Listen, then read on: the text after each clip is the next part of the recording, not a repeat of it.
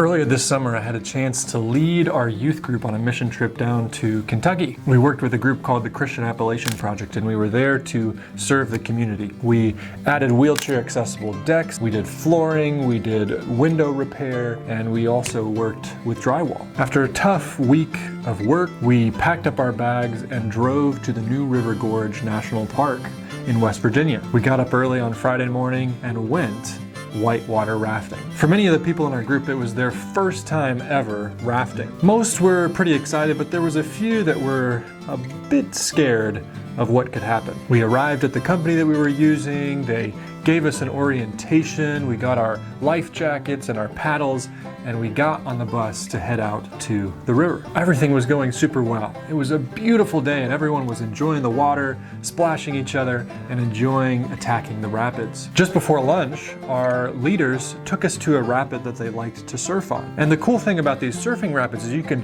position the boat up close to it, and as the water circulates over the rapid, it funnels back underneath and creates this almost washing machine-like cycle. So if you get the boat up in there just right, it can spin and turn and kind of stay in that same position. One of the boats was doing a really good job of getting into the rapid and getting a really good surf on. On this boat was my co-leader Faith, who was a bit scared of rafting. And as they were spinning around, they were having a good time, and then all of a sudden you saw the back of the boat tip down and dip, and there you saw Faith flying out of the back of the boat and into this rapid. We were watching and we could see Faith over and over again in this spin cycle. The water was recycling her and recycling her. The time was ticking by and we were all extremely worried. There she was, stuck in the spin cycle, not able to breathe. I kept waiting for her to come up, for her head to pop up, and for everybody to laugh and pull her back into the boat. It was then that we heard the fear and the trepidation in one of our guides.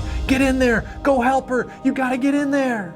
I spoke with Faith later that evening about that experience. She shared that she thought that that was it. She thought that she was going to drown in that river, right in front of her family and friends. She couldn't come up for air, and she tried to get out, but she couldn't do it. And that's when she prayed. She prayed a simple prayer. God, save me. It was right after that prayer that she felt a tug on the back of her life vest, like somebody was ripping her free from the rapid. Her head popped up. She was able to breathe and make it to safety. In that moment, Faith's life flashed before her eyes, and she looked for her Heavenly Father to save her. Today, our world is trapped in a very similar spin cycle of sin, depression, and fear. There's so much heartache and pain. God is calling us, like Faith, to open our eyes and look up to Him, to see the signs that He's coming soon, and to accept His gift of salvation. Are you feeling